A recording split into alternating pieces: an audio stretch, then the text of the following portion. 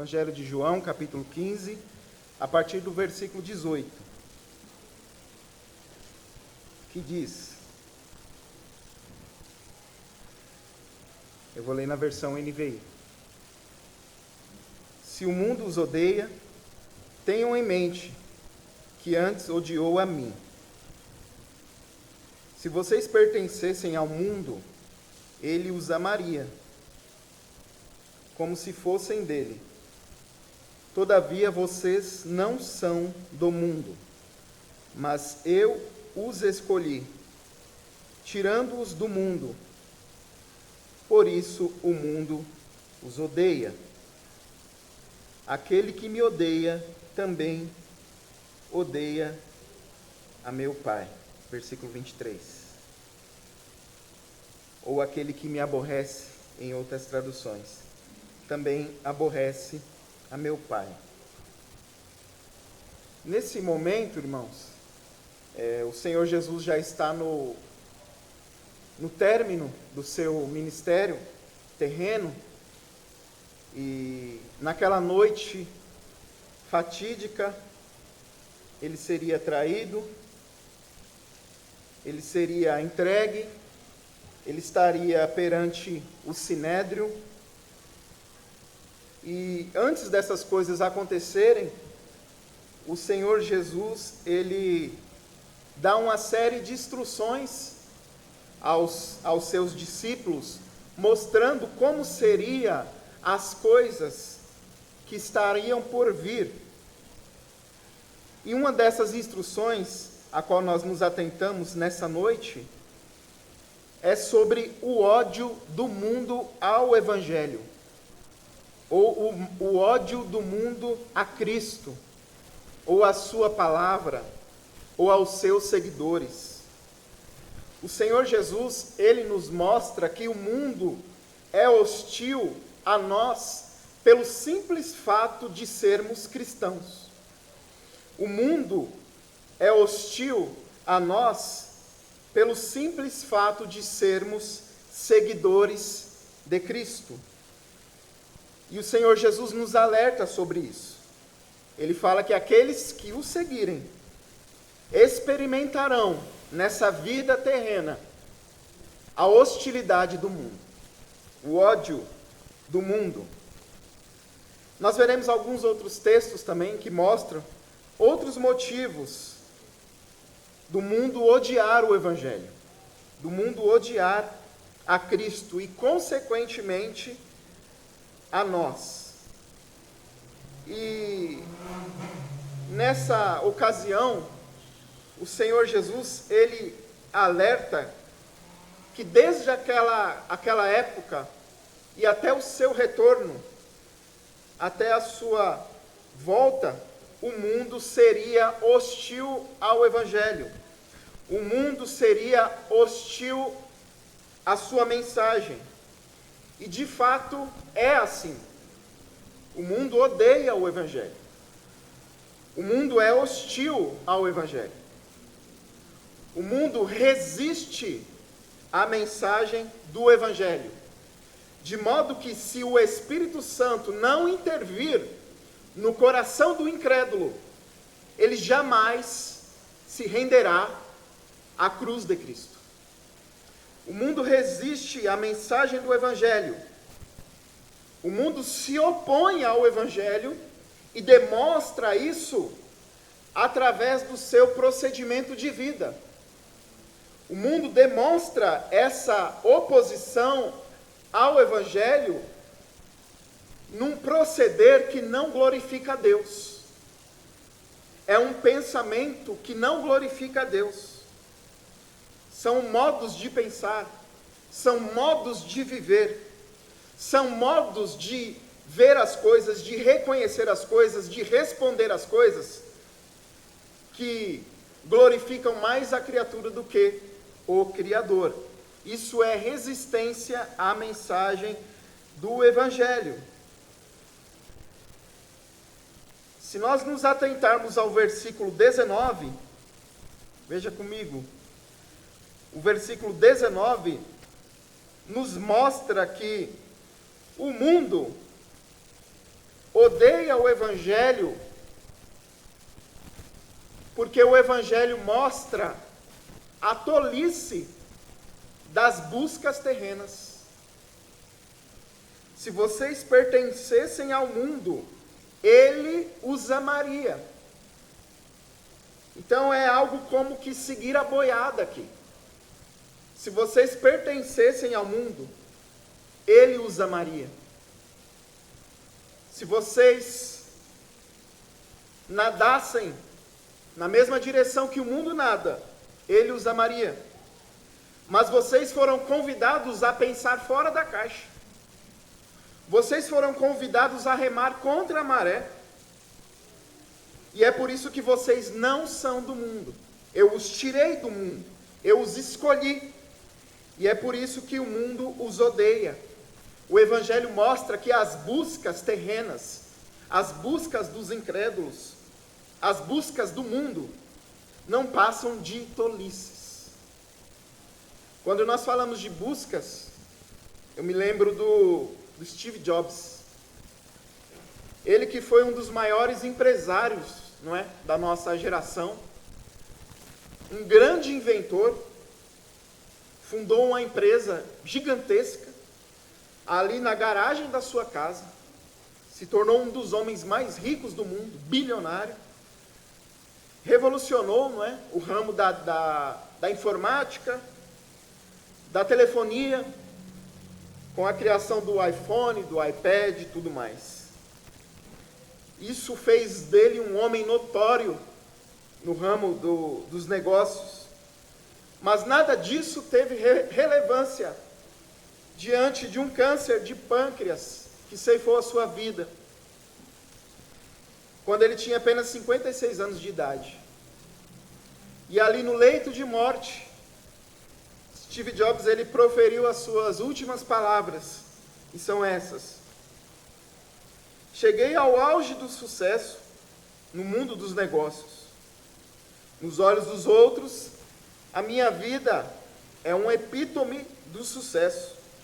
No entanto, além do trabalho, tenho pouca alegria. No final, a riqueza é apenas um fato da vida a qual eu estou acostumado. Neste momento, deitado na cama doente e recordando toda a minha vida, percebo que todo reconhecimento e riqueza que eu me orgulhei tanto se empalidece e fica sem sentido diante da morte iminente. Com essas palavras, o Steve Jobs, ele nos mostra que as buscas terrenas, as buscas dos incrédulos, elas não fazem sentido algum. Isso nos lembra Salomão, não é mesmo? Tudo é vaidade debaixo do sol. A busca pela riqueza, a busca pela fama, a busca pelo poder, pela beleza, todas essas buscas terrenas, que muitas vezes não têm limites para alcançá-las, todas elas não têm relevância nenhuma diante da morte. Essas buscas, elas consomem a vida dos incrédulos, eles perdem a sua saúde, eles perdem a sua liberdade, eles perdem os seus recursos, perdem muitas vezes a sua beleza natural em busca da beleza. Eles gastam todo o seu suor atrás de tolices. Como diz o sábio, correm atrás do vento. E o Evangelho, ele mostra isso. O Evangelho, ele mostra que essas buscas, elas não passam de tolices. Que os incrédulos, eles não são felizes de verdade. Mas, pelo contrário, eles fingem felicidade. O Evangelho, ele mostra que os incrédulos estão apenas seguindo a boiada. E é por isso que o mundo odeia o Evangelho. É por isso que o mundo, ele é hostil ao Evangelho, a Cristo e aos seus seguidores. Mas não somente isso, o Evangelho, ele mostra também o seu estado de mortandade. além de mostrar que as buscas dessa vida, quando não glorificam a Deus, elas não fazem sentido algum. O Evangelho, ele também revela o estado espiritual das pessoas. Está lá em João capítulo 7, versículo 7. Veja comigo. Voltando um pouquinho.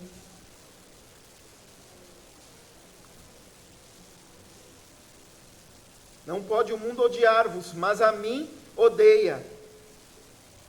Porque eu dou testemunho a seu respeito de que as suas obras são más. Então o mundo ele odeia o Evangelho porque o Evangelho mostra realmente quem a pessoa é. E aqui nós vemos o Evangelho agindo como um espelho da alma.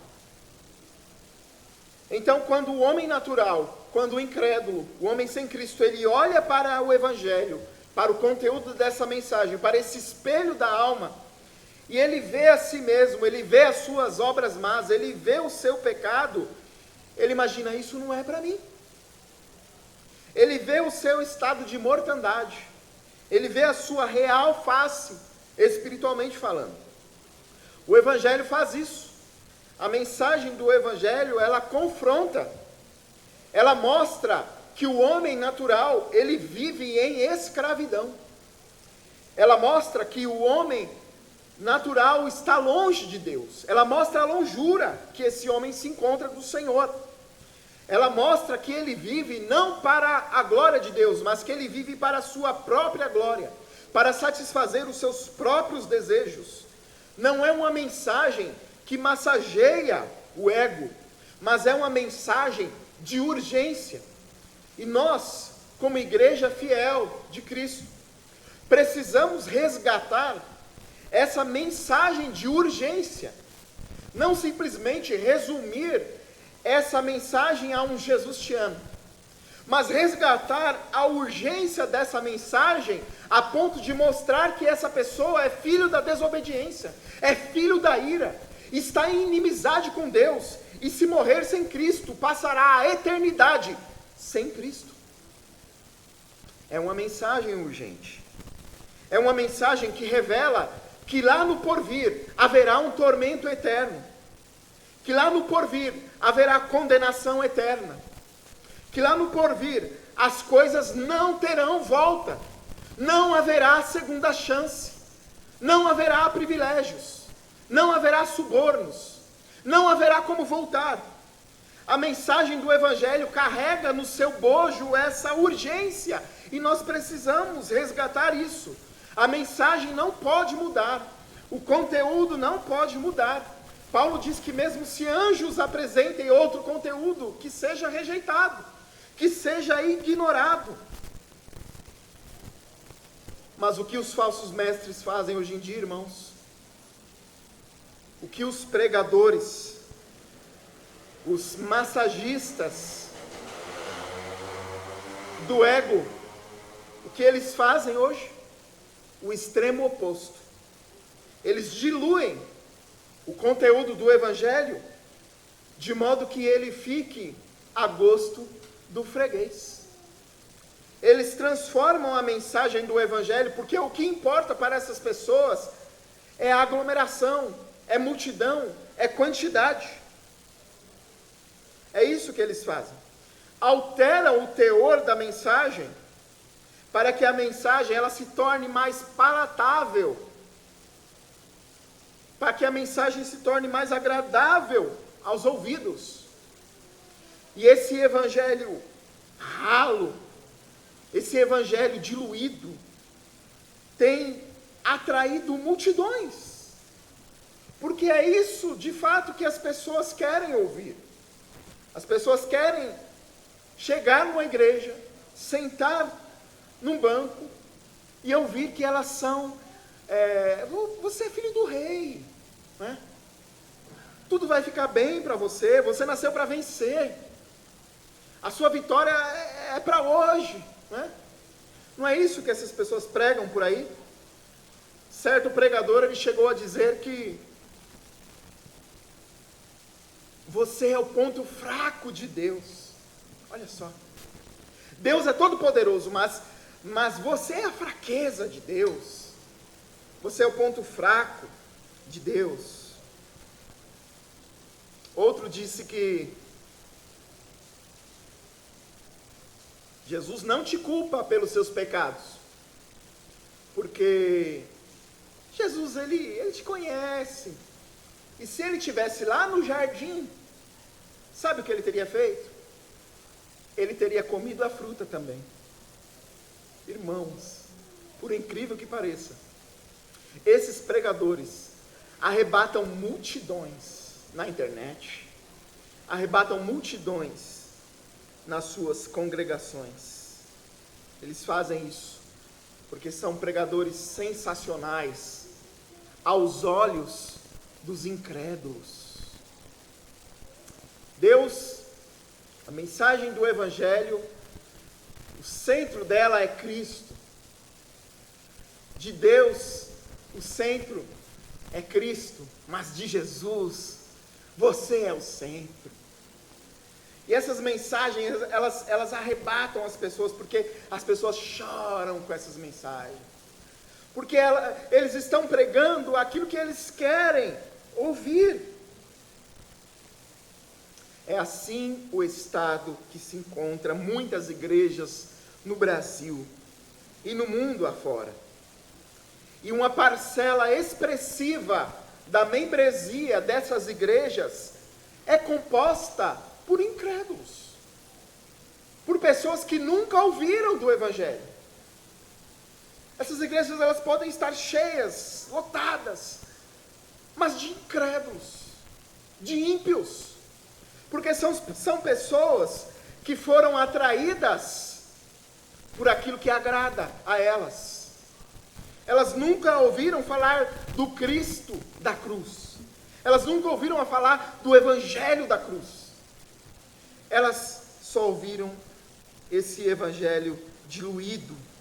Um Evangelho que quando esses pregadores eles apresentam esse Evangelho diluído, ele perde essa função de espelho. E o incrédulo, ele olha para esse Evangelho ralo e a única coisa que ele vê é ele mesmo. Ele vê o seu próprio reflexo. E ele se torna um deusinho. Ele se torna um Deus dele mesmo. Ele não vê mais o seu estado espiritual. Mas ainda existem pessoas que pregam o Evangelho. Aqui. Ainda existem pessoas que mostram ao mundo o Evangelho do Senhor Jesus. E esse Evangelho, ele revela o estado espiritual. Ele revela a podridão que há na natureza humana.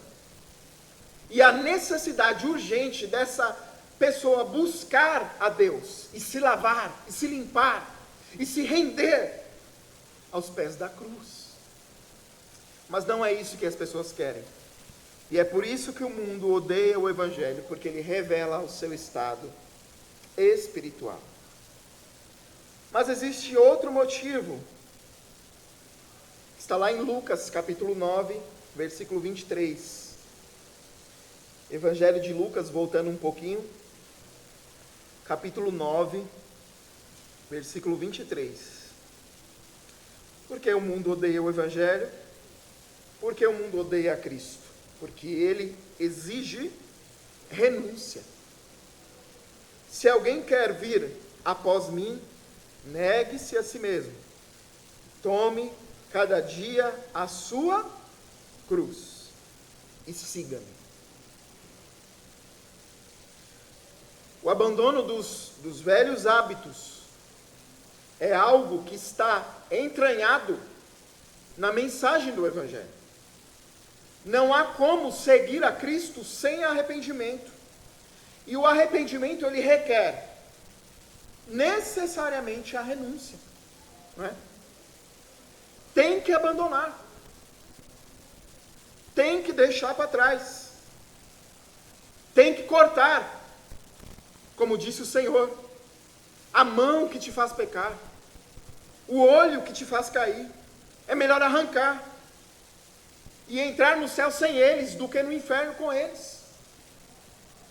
O Senhor Jesus mostra essa ilustração, esse exemplo forte, demonstrando que o processo de mortificação da carne é um processo intenso, não é um processo simples, é um processo intenso, diário, difícil, mas é um processo possível, porque senão o Evangelho perderia o seu poder.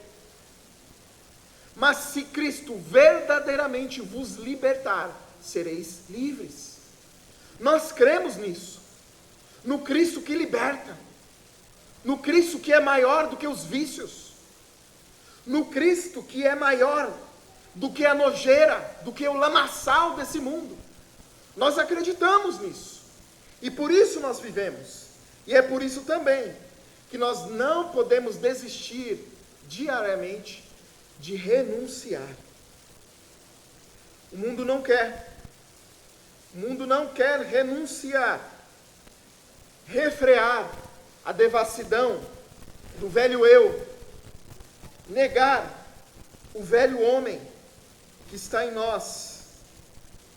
Há uma frase que ela é creditada a Spurgeon, famoso pastor batista, e ele diz assim: as ovelhas podem até cair na lama, mas só os porcos rolam nela. Entenderam, irmãos? As ovelhas podem até cair na lama, mas só os porcos rolam nela. Não será fácil esse processo, será intenso. Às vezes iremos tropeçar, mas não podemos nos sentir à vontade na lama. Não podemos pegar essa lama que faz parte dessa vida passada e nos banhar nela. Não podemos. Precisamos, ao menor sinal de sujeira, nos limpar. Através do que o pastor falou, da devocional. Através de um dia a dia que glorifica a Deus. Na leitura da palavra, na oração diária, no buscar. Aquele que busca, acha. Não podemos, irmãos, permitir que o pecado se torne uma marca da nova vida, porque isso é o contrário. A nova vida, ela deve ser marcada pela santificação, pelo abandono das velhas práticas. Precisamos abandonar, renunciar. Outra frase de Spurgeon diz que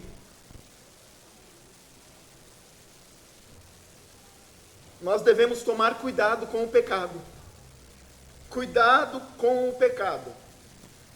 Se você está pecando e está feliz, se você está pecando e está feliz, pode ser um sinal muito claro de que Deus te abandonou. Paulo diz isso. E é por isso que Deus os abandonou às paixões infames. Cuidado com o pecado. Se você está pecando e está feliz, pode ser um sinal de que Deus te abandonou.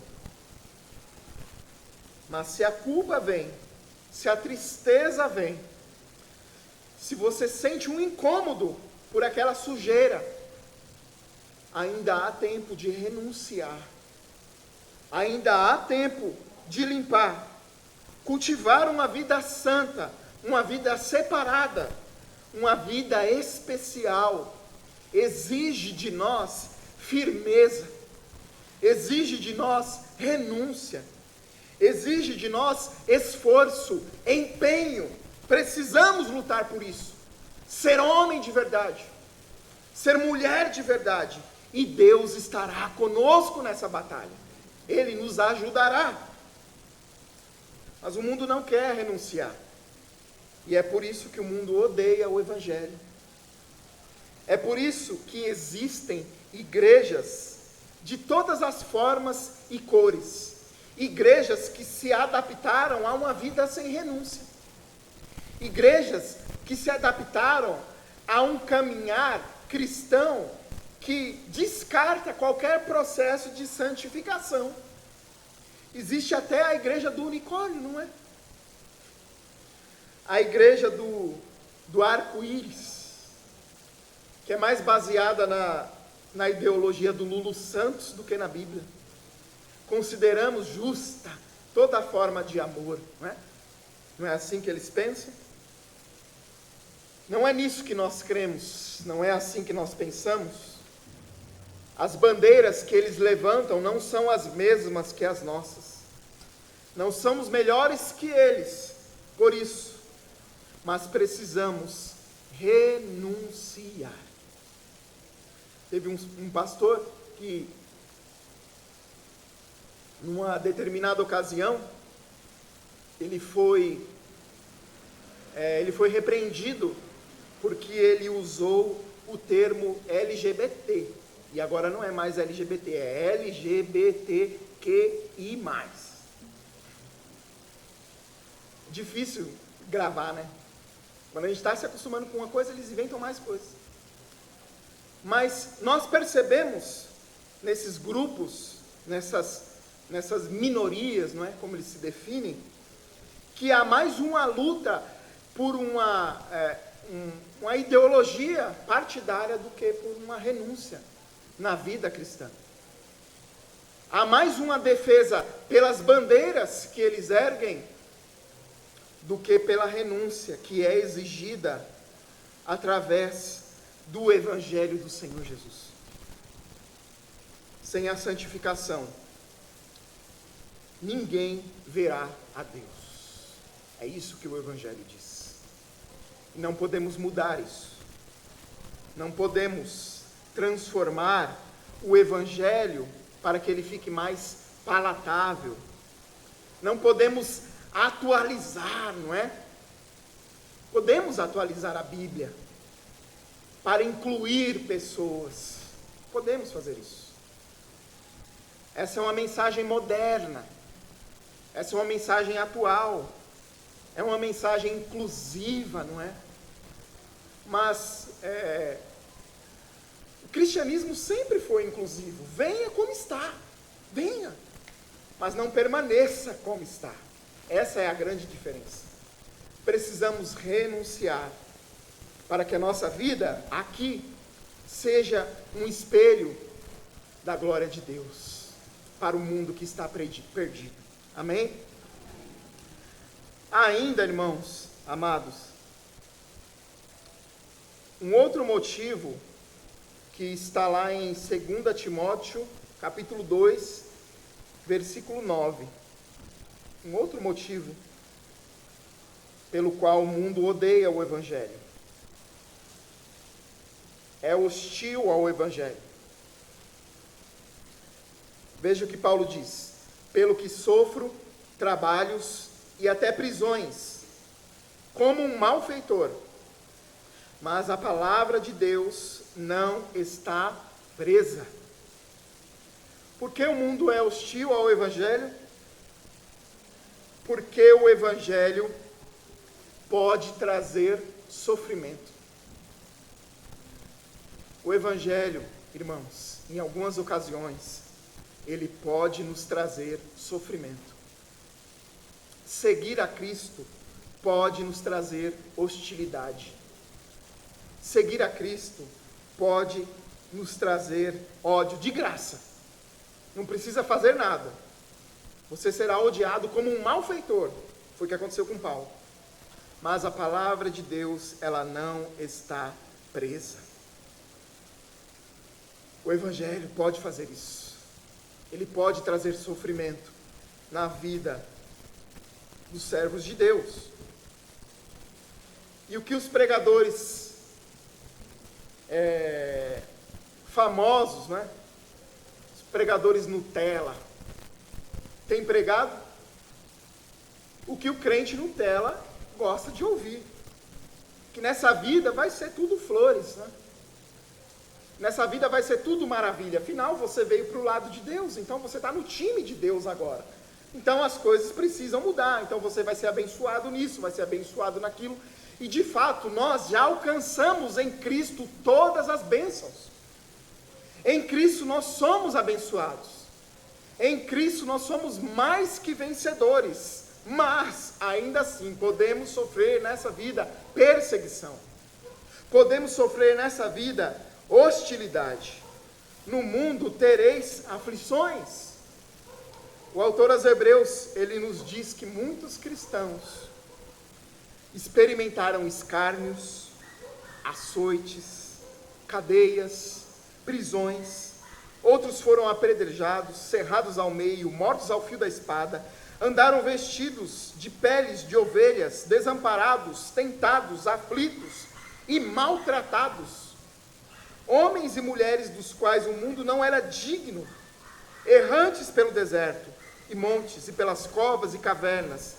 Mas todos estes, tendo tido testemunho pela fé, não alcançaram a promessa, mas pela fé venceram reinos, praticaram a justiça e fecharam as bocas dos leões. Isso faz parte da caminhada cristã. Isso me lembra a história de Perpétua Felicidade. Era uma senhora muito rica, ali da cidade de Roma. E era cristã, servia a Deus. E ela foi denunciada, ela foi jogada na arena, juntamente com a sua serva. E ela ali, aos 9 meses de gestação, ela foi jogada ali naquele coliseu. E ela teve o seu bebê ali. Ela deu à luz ali na antessala da morte. Os irmãos pesquisem, os irmãos, alguns acredito que conhecem essa história. História de Perpétua Felicidade. Aos 9 meses de gestação, jogada no coliseu para ser morta, estraçalhada por feras. Ela dá a luz ali, naquele cárcere, e logo após ela dar a luz, ela é lançada para aquelas feras, e tem seu corpo estraçalhado por touros. O cristão, muitas vezes, ele sofre perseguições simplesmente por ser cristão. Simplesmente por servir a Cristo, ele sofre aflições. Servir a Cristo fielmente pode nos trazer problemas nesse mundo. Mas o crente Nutella, ele foi ensinado que é possível viver uma vida plena aqui, que é possível ser inteiramente feliz aqui, que as bênçãos de Deus, elas podem ser alcançadas aqui na vida terrena. E Paulo diz que se nós esperamos de Cristo apenas nessa vida, nós somos os mais miseráveis dos homens. Irmãos, esses foram alguns motivos pelo qual o mundo ele é hostil ao Evangelho, odeia o Evangelho, a Cristo. E como nós podemos aplicar isso à nossa vida, não é? Se nós vimos que o mundo odeia o Evangelho por esses motivos, agora nós temos muito mais motivo para amá-lo. Nós temos muito mais motivo para testemunhar. E como nós fazemos isso? Buscando as coisas certas. Se o mundo ele busca as coisas sem sentido, se os incrédulos buscam coisas vazias, que não têm valor eterno, que não tem valor perene, nós temos que buscar as coisas certas. E o que é? A vontade de Deus para as nossas vidas. E como conheço a vontade de Deus? Através da leitura da Bíblia. E como eu leio a Bíblia? Pegando o seu plano anual de leitura, ali na porta com o nosso irmão, e lendo a palavra de Deus, todos os dias. É assim que nós conhecemos a vontade de Deus. Como eu ouço a voz de Deus? Através da palavra. Eu ouço a voz do Senhor. E é possível ouvir a voz do Senhor até de maneira audível. Os irmãos sabem disso? É possível ouvir a voz do Senhor até de maneira audível. Basta você ler em voz alta. O Senhor estará falando diretamente ao seu coração. Amém? Vamos conhecer a vontade de Deus para as nossas vidas. Nosso irmão Chagas falou disso, não é? Domingo passado. Buscai primeiro o reino de Deus e a sua justiça. Essa é a nossa busca. É isso que queremos. A vontade de Deus para os nossos negócios. A vontade de Deus para os nossos relacionamentos. A vontade de Deus para o nosso caminhar nessa terra. É disso que precisamos e nada além. É só disso e de tudo isso. Segundo, precisamos nos examinar diariamente. Vimos que o Evangelho, ele age como um espelho, então nós precisamos também olhar para esse espelho todos os dias e ver aonde nós estamos em falta e corrigir o curso.